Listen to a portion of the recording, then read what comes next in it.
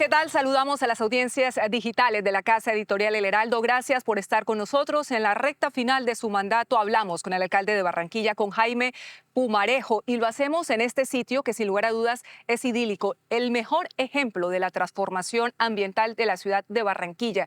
Una apuesta de desarrollo sostenible. Alcalde, muchas gracias por recibirnos aquí en este lugar que sin lugar a dudas habla de lo que es el empuje de Barranquilla para liderar proyectos de desarrollo sostenible tan importantes.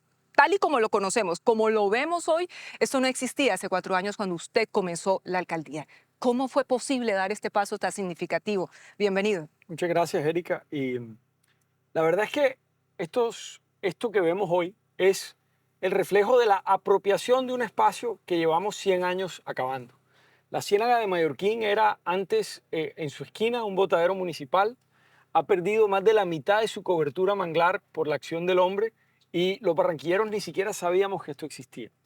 Yo lo vengo a conocer íntimamente porque en la administración pasada, en la de Alex, digamos que a mí me tocaba como salir a veces a la calle y caminar con las comunidades por, o cuando teníamos problemas. Aquí habían dos problemas importantes. Lo primero, La Cangrejera, un barrio de invasión de la playa, está debajo del colector de aguas residuales. Entonces, sus aguas servidas drenan a la Ciénaga de Mallorquín.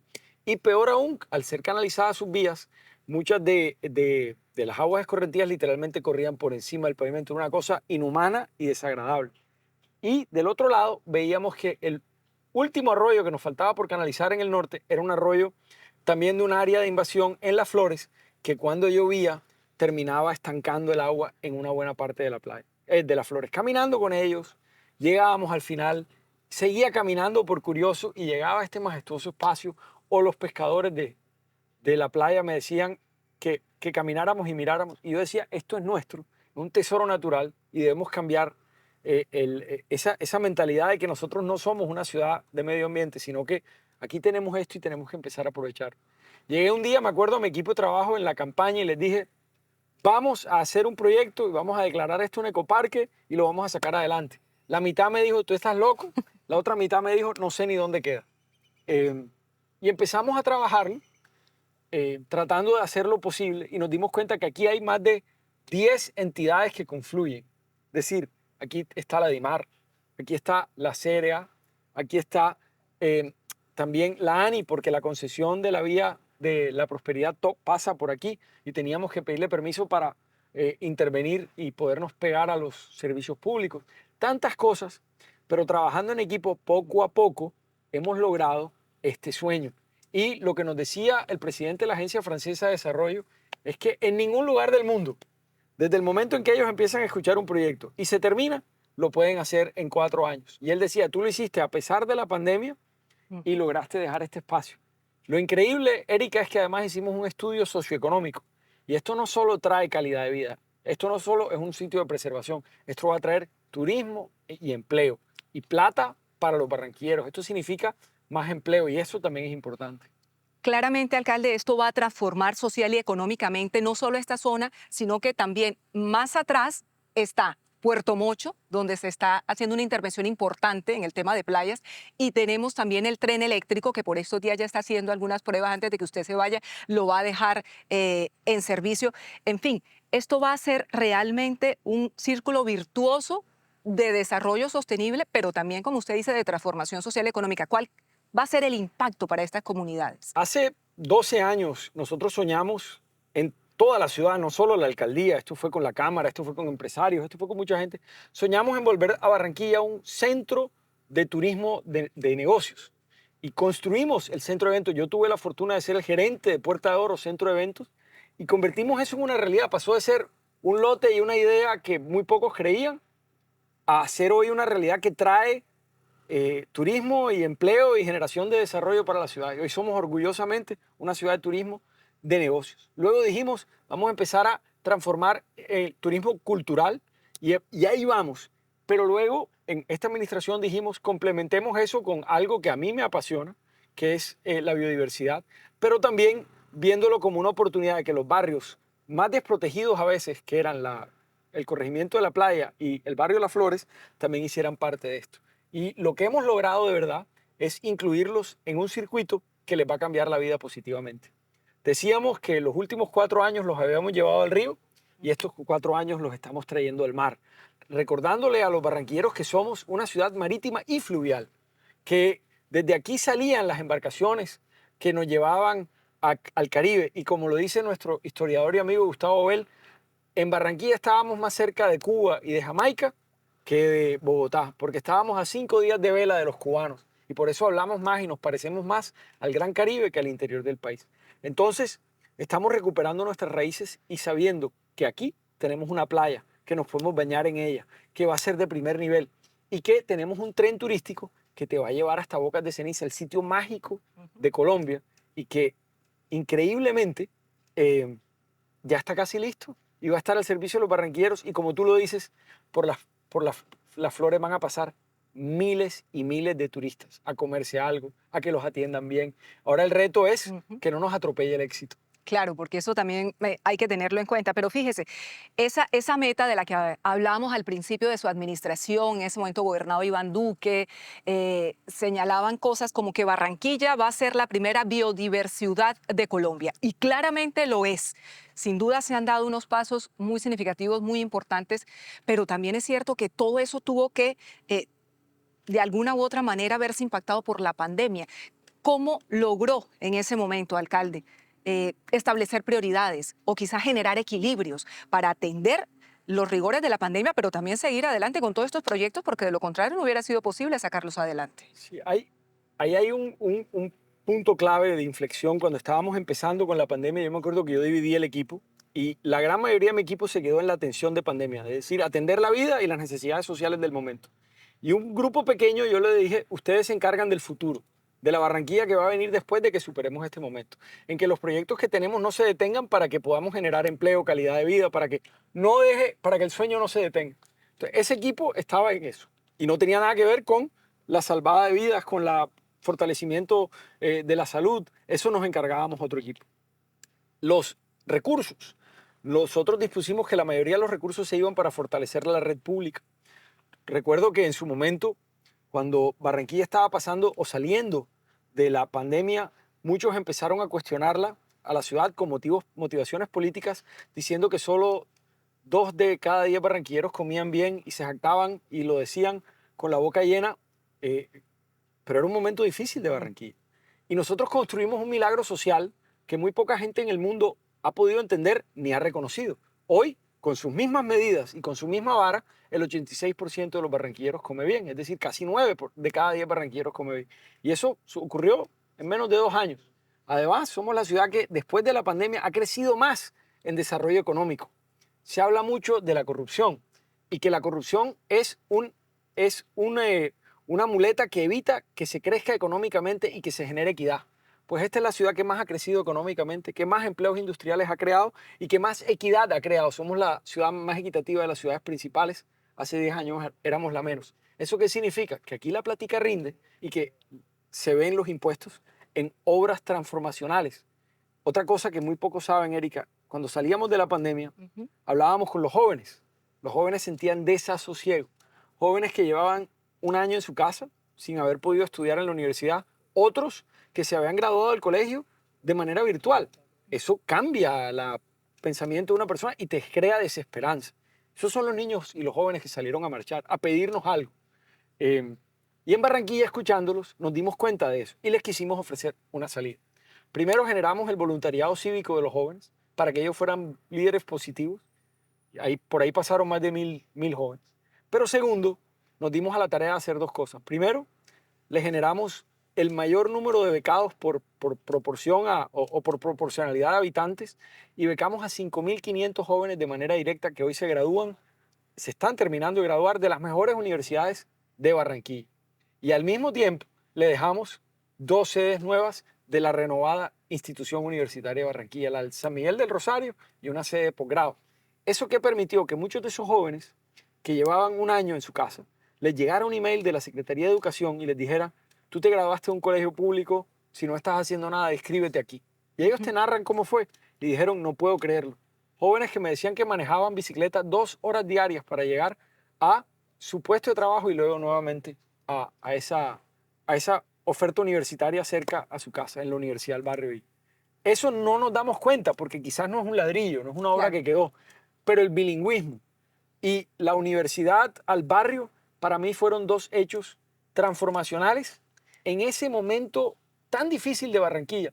Y quizás por eso aquí las marchas lograron aplacarse en una manera más, digamos, pacífica, porque al final empezamos a dar respuesta. Eso, dar respuesta y de manera oportuna y pertinente. Es un tema de transformación social y usted toca algo que es clave, que es lo del cemento.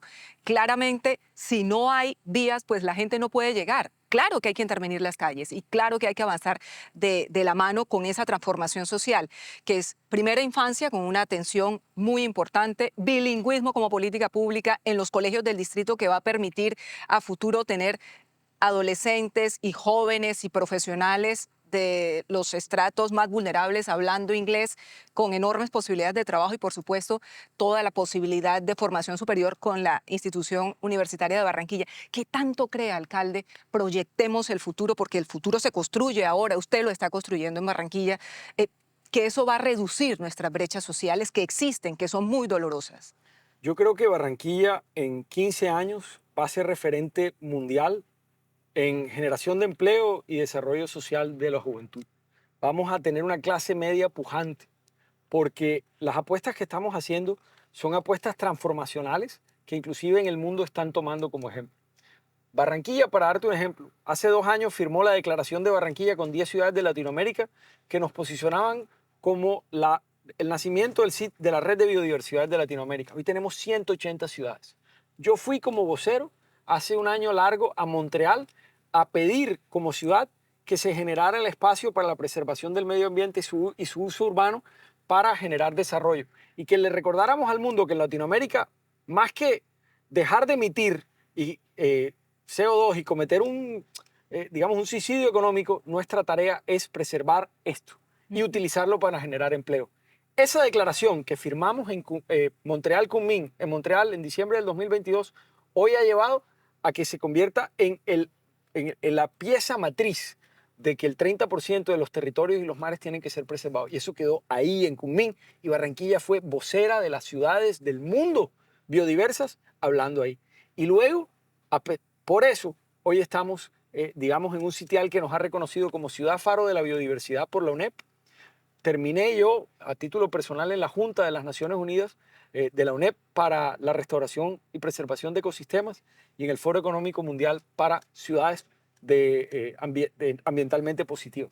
Todo eso porque demostramos que sí se puede. No es que ya lleguemos, nos falta mucho por hacer en ese sentido. Lo mismo la educación. Cuando uno se atreve a hacer esos saltos y no se queda en el hoy, estamos arreglando colegios, sí, pero dijimos, es más importante ofrecerle al niño que sea graduador de ese colegio el bilingüismo que asegurarnos que todos los colegios ya estén como deben. Porque esa nueva herramienta de vida, esa seguridad con la que ese niño se va a graduar o esa niña hablando inglés, eso le va a permitir tantas cosas. Cuando yo me gradué del colegio, habían 4 colegios bilingües en Barranquilla. Ahora van a ser 154 o 200.000 niños de los colegios. Eso es un hecho de transformación. No, eso emociona, alcalde. La verdad es que sí, posibilidades para todos. Y eso es inclusión. Y cuando uno piensa en inclusión, piensa en esa población migrante. Es que la cifra es verdaderamente impresionante. El 11% de la población de Barranquilla es población migrante. Son ciudadanos venezolanos que han llegado en los últimos años a nuestra ciudad empujados por la violencia, por la marginalidad, por situaciones tan adversas en su país y aquí han encontrado acogida. También Barranquilla es referente internacional en esa materia. ¿Cómo se logra combatir la discriminación y la xenofobia, alcalde? Porque cuando cambian los ciclos económicos y cambió a raíz de la pandemia, pues evidentemente afloran esos sentimientos negativos, pero aquí en Barranquilla eso no pasó. Yo creo que cuando uno hace una encuesta, y las hacíamos, ¿qué tanto o qué tan dispuesto a estar vivir con un migrante a tu lado? La mayoría de los colombianos, los barranquilleros decían que no querían, pero eso era materia general. Cuando llegábamos a la particularidad y cuando era su vecino, al que conocieron, al que les habló, con el cual generaron empatía, ahí sí había una gran cercanía. Yo creo que el barranquillero lo que tiene es un sentido de empatía y de apertura en donde, como decíamos, le echábamos agua a la sopa. Y si bien no teníamos mucho, Enfrentamos la pandemia y una ola migratoria en donde en 4 años recibimos 150.000 personas, 11%. 20.000 de nuestros casi 180, 200.000 estudiantes de colegios públicos son venezolanos. 17.000 de ellos reciben plan de alimentación escolar, casi la totalidad, y tenemos 150.000 niños recibiendo alimentación escolar. En proporción, somos una de las ciudades que más venezolanos tiene y en donde hemos logrado recogerlos. ¿Pero cómo? Llegando a las comunidades, como a Bendición de Dios, como a Ciudadela de Paz, inclusive como en La Loma, y trabajando con ellos, ¿para qué? Para decirles, nosotros queremos ayudarles a ustedes a salir de esa trampa de la miseria, generándoles la oportunidad de ganarse la vida, de generar ingresos, de pagar impuestos, de pagarle al vecino, de comprar una casa, y esa manera de ser parte de la solución. Y eso ha generado que no sea un estigma, sino que sea una lucha conjunta en donde llegamos al territorio y trabajamos con la comunidad acogida y con la comunidad migrante. Entonces, hoy, por ejemplo, graduábamos a 160 venezolanos y a 100 barranquilleros de comunidad de acogida. Y lo que decimos es que ellos desde que llegaron ya son barranquilleros. Solo tienen que tener las ganas de hacer de Barranquilla un lugar mejor. Además, con lo que han encontrado aquí, tienen una vocación de permanencia. Y quizá el reto que viene ahora, y ahí está el Centro Intégrate y están muchos otros planes, Barranquilla Palante y demás, es que puedan dar el salto a la formalidad. También los mismos barranquilleros que tienen una situación de informalidad importante. Se ha venido reduciendo, pero aún no lo suficiente, alcalde. ¿Qué queda para que eso siga siendo una forma de, como usted dice, acabar con esa trampa de la pobreza que la informalidad desafortunadamente genera? La informalidad es, digamos, uno de nuestros grandes objetivos, yo creo que durante los últimos 10 años, es nuestro mayor desafío en Barranquilla. Y se combate como lo estamos hablando, generando alianzas con el sector privado, generando los 12 nodos del SENA que se construyeron en el cuatrenio anterior, y invirtiendo 12 años sostenidos en la capacidad de nuestros niños en leer.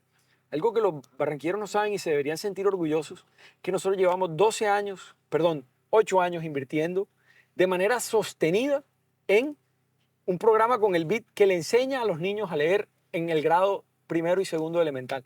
Eso ha hecho que en Barranquilla 7 de cada 10 niños lean bien y en la región latinoamericana solo 2 de cada 10 niños leen bien. Esa es la base y el pilar de toda enseñanza. Entonces, con esas labores y fomentando el desarrollo con proyectos como este y otros, lo que hacemos es darle la oportunidad a las empresas a que vengan, a que crean en Barranquilla y a que inviertan en ella. Porque al final, sin empresas no hay formalidad, no hay empleo. Sin apoyo al microemprendimiento y al emprendimiento no hay rutas hacia la formalidad. Y lo último es trabajando con los sectores como los sectores de los mercados, donde estamos entregando 2 hipotemercados en donde el Gran Bazar, el Mercado del Río, el Mercado Redni y otros, donde ahí esta gente irá haciendo una ruta en donde recibe cursos, en donde se va tecnificando y profesionalizando, y lo que queremos es que dejen de ser un vendedor estacionario informal y que empiece a ser un microempresario.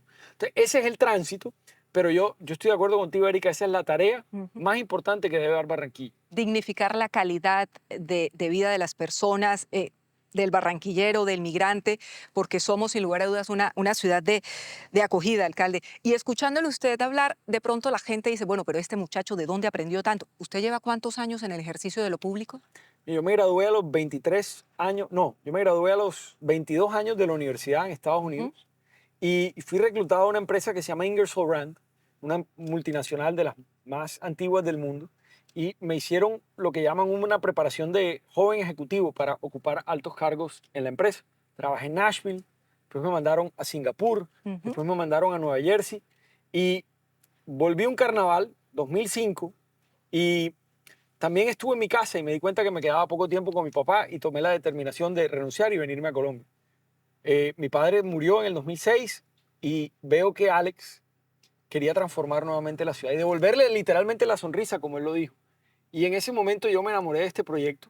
Empecé acompañándolo medio tiempo y terminé aquí sumido porque no hay Terminó mejor... convertido en alcalde. Sí, exactamente.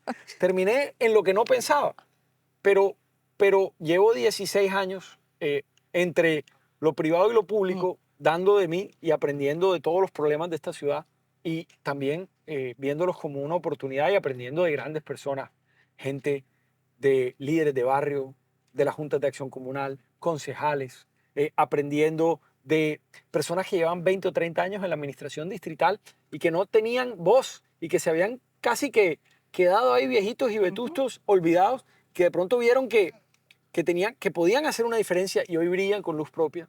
Y así hemos encontrado tantos milagros y aprendí obviamente de Alex y de Elsa, con quien, Elsa con quien fue mi compañera, luego mi jefa, luego otra vez mi compañera en otros sitios, con Alex que fue el precursor de todo esto. Yo creo que hemos logrado hacer una cosa increíble en donde esto no es, a pesar de lo que creen algunos enemigos políticos o lo que creen en otras ciudades, Barranquilla es la ciudad más radical y contestataria y donde menos se respeta a la gente. El que cree que aquí hay una ciudad donde hay dueños y donde alguien le obedece a alguien sin contestarle o, digamos, o hacerle un reclamo, están equivocados y no conocen al barranquillero. Aquí el cariño nos lo ganamos porque hablamos con la gente, porque nos bajamos y nos dejamos cuestionar y echar el vainazo. Entonces yo creo que hemos logrado eso y es una ciudad donde escuchamos y aprendemos. Entonces yo creo que por eso es que uno puede decir conozco o sé de esto, es porque uno habla con el teórico y académico y habla con el que sea. Se lo pregunto porque liderar alcalde no es fácil y sobre todo uno tiene que caerse, joderse y volver a levantarse. ¿Qué le pasó en la pandemia que a usted lo transformó? Porque yo sé que así ocurrió, Jaime. De Bueno, alguna u otra manera, no sé si eran esas decisiones tan duras que usted tenía que tomar, como por ejemplo cuando le plantearon eh, que incineráramos a los fallecidos por COVID en hornos industriales porque no teníamos suficientes hornos, estaban operando a tope, o tantas otras cosas que debió vivir. sí, yo creo que la pandemia fue, claro, un momento transformador porque, es decir, yo tengo una formación muy técnica y yo decidí conformar un equipo en donde lo lideraban el equipo del COVID, Humberto Mendoza, que era un Ujú. gran médico y un gran ejecutor de medicina y de la red pública. Teníamos una red pública sólida. Y luego pusimos a Juan Manuel Alvarado, que era un economista, y un equipo de matemáticos y de estadistas a complementarse. Y esos locos armaron una matriz que casi que predijo lo que iba a pasar a perfección. Y hablábamos con el Instituto Nacional de Salud y con el Ministerio y con las EPS haciendo equipo, haciendo equipo. Cuando todo el mundo le echaba las culpas a la EPS de todo, nosotros nos dimos cuenta que ellos, como todos los demás, no estábamos preparados por un momento así. Y empezamos a hacer equipo y a decir cómo nosotros los ayudamos a ustedes y cómo nosotros nos ayudan a nosotros.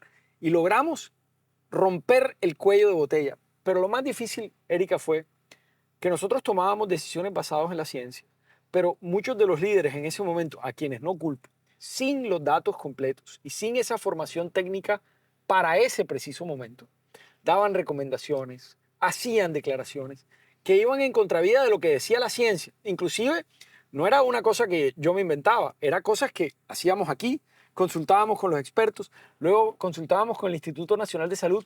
Había una junta médica de expertos compuesto por profesores de Oxford, de Johns Hopkins Internacional, que el gobierno ponía al servicio nuestro. Y ellos acogieron recomendaciones nuestras de cómo manejar la pandemia, como el proyecto de Más 60, como el proyecto de medir la mortalidad por exceso de mortalidad y no por quien tenía una prueba, tantas cosas. Todo eso lo logramos y yo creo que el momento más duro fue cuando a Barranquilla le llega primero la primera crisis Ujú. y toda Colombia empieza a mirarla, a cuestionarla y a cuestionarnos a nosotros. Y otros a sacar pecho diciendo, no, es que nosotros sí lo estamos haciendo bien. Yo recuerdo que en ese momento fuimos sujetos de burlas, yo personalmente, pero el equipo, había una No, la falta de ciudad moral entera, la ciudad y lo entera. que querían era casi que, que encerrarnos, que volvernos una ciudad paria y decir, es que estos no pueden y nosotros sí podemos. Y al final, yo me acuerdo un día que le dije a mi equipo, no pierdan la fe, porque nosotros le estamos haciendo las cosas bien y como manda la teoría, la técnica y la práctica. Y estamos trabajando con las comunidades y sabemos lo que está pasando. Desafortunadamente, yo lo dije en marzo, a la mayoría de los colombianos nos va a dar COVID. Lo importante es que nos dé COVID poco a poco, para que aquellos que se van a complicar, ojalá se compliquen cuando ya podamos manejar esta enfermedad, es decir, que haya una vacuna o un tratamiento, y que nunca se colapse el sistema médico. Esa fue mi recomendación en marzo.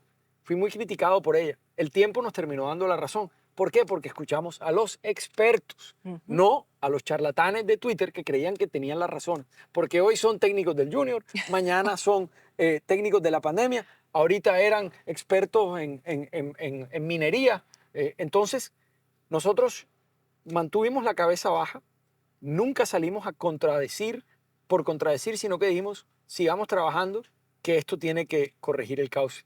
Al final, fuimos reconocidos como la ciudad con mejor capacidad de atención de la pandemia, la ciudad mejor preparada en su red pública. Todo esto que hablan a nivel nacional de que quieren reformar la salud, aquí ya existe y no tuvimos que cambiar la ley. Lo hacemos porque la red pública de salud es tan buena que las GPS la contratan para que atiendan a su población.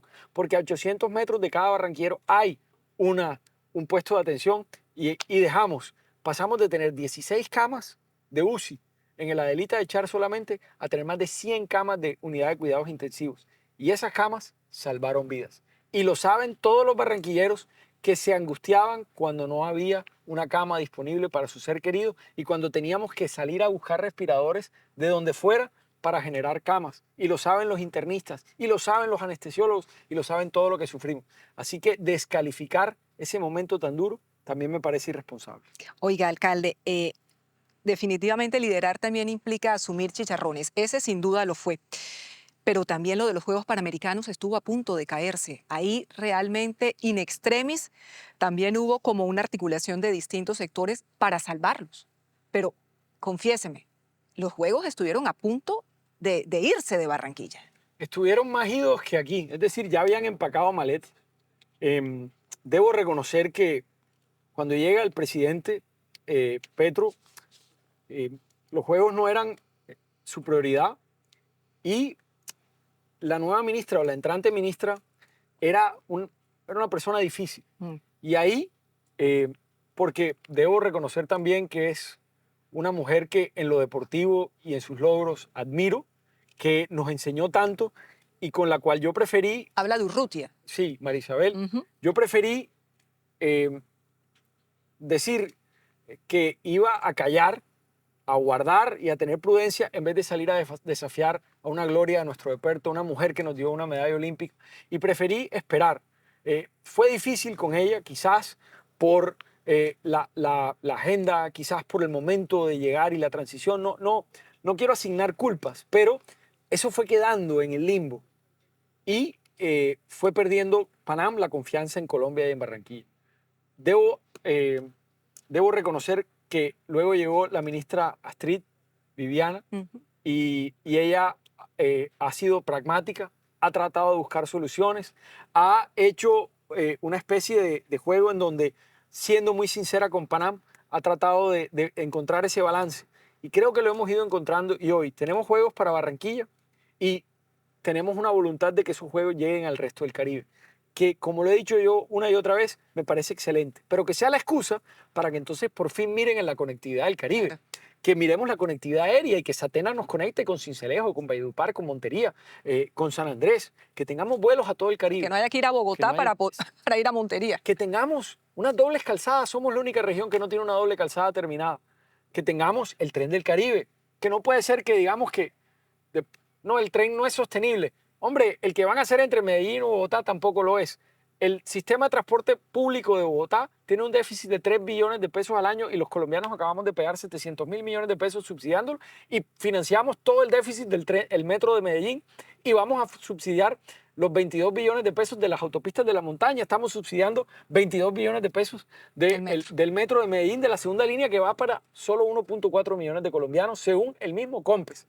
Hombre, nos merecemos un tren de carga y de pasajeros, nos merecemos el río Magdalena. Entonces, si vamos a hacer los Panamericanos del Caribe, que lleguen las obras para el Caribe. Pero sobre todo, alcalde, nos merecemos que nos escuchen, porque es que muchas veces no nos escuchan. Y le pongo varios casos. Uno, tarifas de energía. Tarifas. No nos escuchan. Le pongo otro caso, los temas de seguridad, justicia, que nosotros estamos afrontando realmente crisis alrededor del tema de la seguridad. ¿Por qué existe como esa incapacidad del gobierno nacional, sea el que sea, que plantean nuestras autoridades, en su caso, los temas y les entra por un oído y les sale por el otro? Yo siento, habiendo estado en las dos esferas del gobierno, yo siento que hay una desconexión con el ciudadano de a pie. El gobierno nacional en la Constitución del 91 fue creado para generar políticas y transferir recursos y que entren descentralizados o los gobiernos subnacionales, es decir, las alcaldías, las gobernaciones y demás, fueran quienes ejecutaran esas políticas. Pero el gobierno, por culpa de una retórica falsa, ha centralizado todos los recursos. Lleva 30 años recentralizando el Estado. Cada día reciben las entes territoriales más funciones y menos plata. Entonces, ¿qué pasa? Tenemos que esperar. Yo le digo la marcha de las rodilleras. Uno ve alcaldes, cientos de alcaldes yendo a los ministerios a pedirle a un ministro que no tiene conexión con la gente, que no fue elegido popularmente y que probablemente va a durar 1 año y medio y va a salir y ya no le va a importar porque no es su función. Pero uno queda con la carga del ciudadano. Entonces, la realidad es que hoy todos los alcaldes hemos dicho, la reforma más importante y la única que se debe debatir en el Congreso es la reforma a la justicia y a la seguridad. No pensando en que le quitemos poder o le demos poder a una corte o a otra. No, eso no le importa al colombiano. Le importa es decir, colombiano que cometa un delito con un arma de fuego debe ir a la cárcel. Y si no hay cárcel, construyanla. Y si no, y si la ley es muy laxa, pues quiten los beneficios de casa por cárcel y de detención y de darle detención preventiva a todo colombiano que cometa un delito con un arma. Esa es la tarea. Pero no entiendo por qué, yo creo que es por la vanidad del poder, terminamos hablando es de cosas que le importan a muy poca gente y dejamos de lado el empleo, la seguridad, la capacidad de vivir en comunidad y las grandes obras transformacionales que se necesitan hacer. Y las tarifas de energía Las tarifas, ni es hablar. realmente algo catastrófico. Llevamos 2 años y medio hablando de eso en el sentido de que esto que está pasando hoy se anunció. Y ahí hay un problema de regulación porque hoy los generadores y los transmisores están cobrando de más. Eso me pueden regañar cuantas veces quieren, pero está pasando. Hay un sistema que no está funcionando para proteger a los colombianos y nos están cobrando precios especulativos. Es más caro la energía en Colombia que en Estados Unidos. ¿Eso qué es? Eso no puede ser. Cuando aquí tenemos una red hídrica. Dijeron por 20 años que la red nuestra era la más estable y que teníamos energía de sobra. Ahora no hay, ahora hay escasez de energía. Entonces, que llevan 20 años jactándose diciendo que teníamos la mejor red de energía. No, pero es que ¿sabe qué es lo que pasa, alcalde? Cuando están ahí los proyectos de energía renovable a nuestro alcance y tampoco dan luz verde. Aquí el proyecto Ahí. que se quiere construir de un parque eólico, no tenemos claridad frente a eso. Entonces, como dicen coloquialmente, ni rajan, Ni cortan, ni prestan. ni prestan el hacha. Entonces, es muy complicado así poder avanzar, porque sí hay posibilidades reales de solventar esas situaciones. Sí, y repito, esto no es un tema de este gobierno. Este es un tema de la arquitectura del Estado y el abandono sistemático de las necesidades de las regiones porque nos hemos centralizado y cada 4 años lo que hay es el desfile de las ideas de turno de un grupo de personas que ni siquiera tiene tiempo porque duran 4 años. Nosotros necesitamos es que la plata llegue a las regiones y aquí sepamos qué hacer con ellas. Si nos mandaran la plata, aquí se hicieran los acueductos, aquí se hicieran las... Y la región que lo haga mal, pues que lo investigan y lo Claro, metan preso. sin duda. Pero es que con el cuentico de que allá son corruptos y nosotros no, bueno, ¿qué está pasando? Esa es la lógica de la moralidad impuesta por la política, desafortunadamente. Alcalde, se nos va a ir la luz, pero le voy a hacer unas preguntas rapiditas y unas respuestas más cortitas. Circunvalar 30 y Cordialidad, ¿cómo van y qué tanto le falta? Van muy bien en el sentido de que son obras que van a transformar esta ciudad. Sabemos que los barranquilleros hubieran querido que se terminara más rápido, pero le apostamos primero, como lo he dicho una y otra vez, a la pandemia, luego en la recuperación le apostamos a otras cosas, pero eso no significa que perdimos de vista esas vías. Seguimos haciendo obras que quizás el barranquillero no ve. Canalizamos arroyos debajo de ellas, más de 7 kilómetros nada más en la 30. Canalizamos arroyos en la Cordialidad y en la Circunvalar, que hoy hacen que esos barrios alrededor, cuando llueva, no pasen a fugias. Al mismo tiempo cambiamos redes como redes de húmedas, redes de gas, redes de energía de alta tensión. Todo fue cambiado para que se pudieran acometer esas vías. Entonces, la 30 está prácticamente para entregar. La 38 le falta un pedazo corto en el comercio, pero la gran extensión ya está lista. Y la Circunvalar, estamos esperando terminar una adquisición predial para terminar de montar 2 puentes peatonales y entregar el primer tramo al servicio. Y ya entregamos los diseños de la próxima fase para que la alcaldía que viene siga ampliando la Circunvalar a esos 10 carriles como nos merecemos. Entonces son grandes obras de transformación.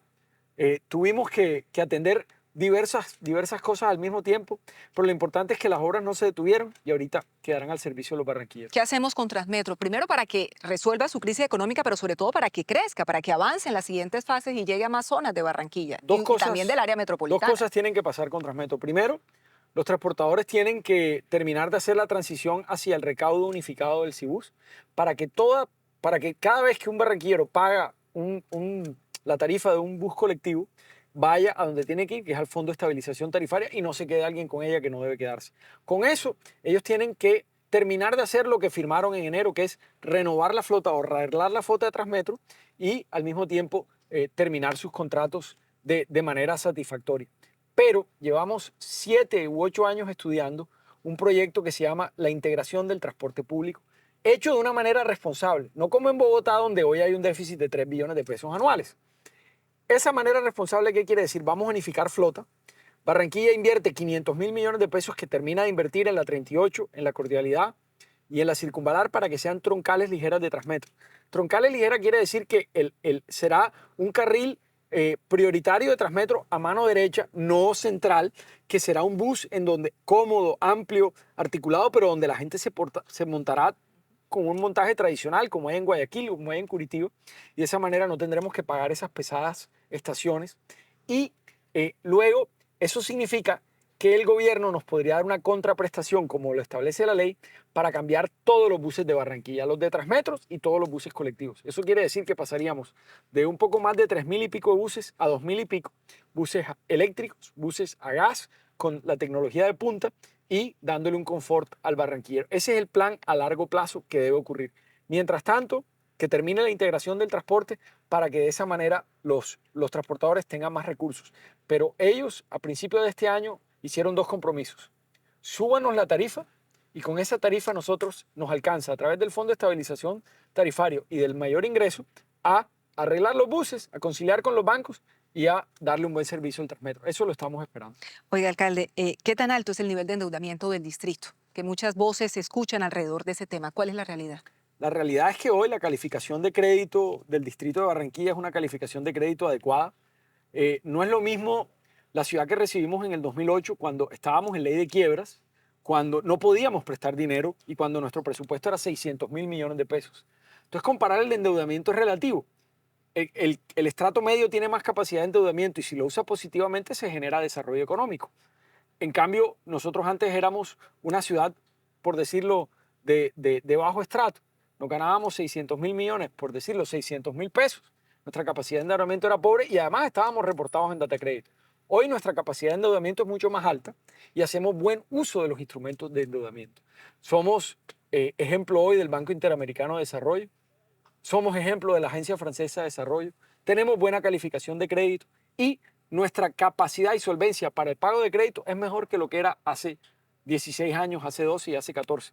Para pagar nuestras obligaciones necesitamos menos tiempo que lo que necesitábamos antes. Y al mismo tiempo el presupuesto del Distrito de Barranquilla el año que viene va a superar los 5 billones de pesos. Es decir, aquí lo que hay es una solidez financiera importante. Alcalde, el aeropuerto Ernesto Cortizo, el puerto de Barranquilla, ¿cómo asegurar que todos esos proyectos tan importantes verdaderamente se concreten? Es decir, el tema, ahora estamos sufriendo nuevamente porque no tenemos dragado asegurado y el aeropuerto todavía no hay claridad frente a cómo se va a resolver la situación para la realización de las obras. Estamos esperando que se den los pasos por parte del Ministerio de Transporte y de la ANI en ese sentido o que lo asuma el Aerocivil. A veces como que gravitamos en en las mismas circunstancias. Yo creo que como región tenemos que aprender a articularnos más entre sector académico, privado y público y tener unos objetivos comunes para exigirle al gobierno nacional soluciones, porque esto, lo he dicho una y otra vez, a gran medida las cosas que no funcionan en Barranquilla tienen que ver con el gobierno nacional. Y no es, lo he dicho, esto son cosas de 3 y 4 gobiernos atrás. El aeropuerto de Barranquilla fue entregado a un grupo de personas, no les resultó, ahora se cayó el laudo arbitral, le dio la razón a los privados, no al gobierno nacional, y estamos en un limbo. El gobierno ha dicho que va a buscar la manera de acometer las obras el año que viene, lo que hay es que estar encima, pero hay la voluntad del ministro de hacerlo, esperemos que así sea. Con el río debo decir que este gobierno y Cor Magdalena, específicamente el director de Cor Magdalena y este ministro, están escuchando al sector portuario el cual lleva varios años diciendo que la solución es una draga propia contratada a largo plazo, las obras rígidas contratadas, contratadas como obra pública, Tajamar Oriental reconstruirlo, el Occidental mantenerlo, el dique direccional, 3, 4 obras más y que tengamos una draga propia a largo plazo. Eso es lo que le venimos diciendo al gobierno, el gobierno aparentemente está escuchando. Si eso sucede, creo que vamos por buen camino. ¿Es cierto que se va a navegar por el Magdalena? Me voy a navegar. Cuando deje de ser alcalde, Sí, claramente. sí, en febrero empezamos con una parte cerca a Barranquilla y a la sierra, con Wade Davis, un gran antropólogo, un amante de Colombia, uno de los grandes exploradores del mundo y además un gran escritor. Vamos a hacer una travesía que se llama Río Arriba, en donde retrasamos los pasos de Alexander von Humboldt y le recordamos a Colombia que nuestra riqueza es la riqueza natural, que nuestro pasado y nuestra identificación, nuestro hito fundacional no es la violencia, es reconocernos como un país con un tesoro natural increíble. Eso lo vio Bolívar, eso lo vio Humboldt, eso lo vio Sea, eso lo vio Mutis, eso lo vio tanta gente y se nos olvidó. Entonces, entre Sandra Uribe, Wade Davis y yo, pretendemos hacer un documental y un libro que nos acerque a la naturaleza, pero también a ese hito fundacional. ¿Algo que le quiera decir a su sucesor, Alejandro Char? No, Alex sabe dónde están los lápices y los borradores en la alcaldía de Barranquilla. Él tiene mucha más, noción de lo que quiere hacer que yo. Lo único que le puedo decir es que él fue el precursor de todo este cambio, fue el que nos impulsó a hacerlo. Además tiene la valentía y la entereza de dejar a las personas que lo suceden a volar sin, tratar de imponer su voluntad. De eso lo sabe Elsa, como lo sé yo, como lo sabe tantos otros líderes que han salido de esta camada de personas. Ahora nuevamente es su tiempo. Espero que encuentre una alcaldía y una ciudad con ganas de seguir acometiendo grandes transformaciones y que lo único que puede saber es que yo hoy dejo de manejar este barco, me monto atrás con la misma ilusión y las ganas de seguir ayudando desde donde yo esté para que nos vaya bien a todos. Porque él, yo y todos los barranquilleros entendemos que este barco no es de nadie, es de todos. Y que él lo manejará un rato, pero que él es un barranquillero más. ¿Repetiría alcaldía, gobernación? ¿Qué le gustaría? Hoy, ¿Ministerio? hoy, hoy no me veo repitiendo nada, hoy me veo navegando por el río, pero hoy uno está cargado, está lleno de emociones. En unos meses o en un añito ya uno sabrá. Lo que sí te puedo decir, Erika, es que el don de servicio no se pierde y seguiré tratando de poner mi granito de arena para que vivamos mejor y para que nos demos cuenta. Y como lo diré poco en una cosa que escribí, ser revolucionario hoy es ser pragmático, es ser veraz, es hablar con la verdad y decirle a los colombianos lo que necesitamos. Y que transformarnos no es fácil, ni requiere de actitudes mesiánicas, requiere del esfuerzo colectivo de todos nosotros. ¿Le diría a su papá que cumplió con Barranquilla? Le diría que lo intenté y que en gran medida lo logramos y de que ojalá estuviera orgulloso de mí y que algunas cosas de las que yo no, de las que él quiso hacer y no pudo, de pronto las pudo hacer a través mío. Alcalde, ¿cuántos zapatos tiene? ¿Usted los lava todos los días y luego los seca ahí en la parte de atrás de la nevera o tiene varios? No los lavo, he cambiado varios de estos porque ya se luyen y se les hacen huequitos. Pero compra los mismos. Compro los mismos, tengo, yo diría 6 o 7 tipos de estos zapatos. Y estos tipos, estos locos que son japoneses, sacaron una línea, de zapatos de cuero más formales. Entonces ahora uso hasta la misma marca con los vestidos y demás, entonces no me toca andar. No piensa en lo de la ropa. No pienso mucho, es como un uniforme. ¿A qué hora duerme? Depende que tengo en la mañana, pero trato de acostarme después de que salen las últimas noticias de los noticieros, de los periódicos y demás, para saber qué me empieza el otro día. Me levanto el otro día, abro el ojo, veo que si hay alguna cosa y trato de coger un sueñito. ¿Y qué es lo que va a querer hacer cuando ya deje de ser alcalde? El 2 de enero, que ya definitivamente no tiene ninguna responsabilidad tras la posesión de su sucesor. ¿Qué va a hacer? Bueno, no tener que revisar tanto el celular para saber qué está pasando, poder tomarse un día libre sin pensar que uno nunca tiene un día libre porque tiene una responsabilidad inmensa. Y estar con la familia, estar con los amigos, sin sentir que uno tiene una responsabilidad más allá, porque cuando uno está investido de un cargo como esto, uno representa a la ciudad. Y yo no actuaba sino pensando en que yo tengo una responsabilidad de actuar acorde a mi investidura y que yo soy más que Jaime Pumarejo. Ya hoy me quito esa ropita y puedo volver a ser yo y bueno, hacer cosas que me gustan. O sea que va a celebrar ahora sí el título del Junior. No, el título sí lo celebramos, el título sí lo celebramos. Lo celebramos con la gente Y el premio también como el mejor gobernante. Ahí, sí. Les digo que el premio del mejor gobernante fue un día antes. ajá. Y la satisfacción de ver al Junior campeón eclipsa cualquier premio individual. Le decíamos al profe Reyes hace media hora, una hora, que lo que él nos enseña no tiene nombre. En la derrota, él fue un caballero. Él nunca salió a echarle la culpa a nadie. Él nunca buscó culpables. Él salió por la puerta grande, aunque salió con la cabeza baja. Baja de la tristeza, pero con la cabeza alta porque él dio lo mejor de sí y no dejó remordimientos. Hoy el mundo le dio el tiempo le dio una segunda oportunidad y él la supo aprovechar.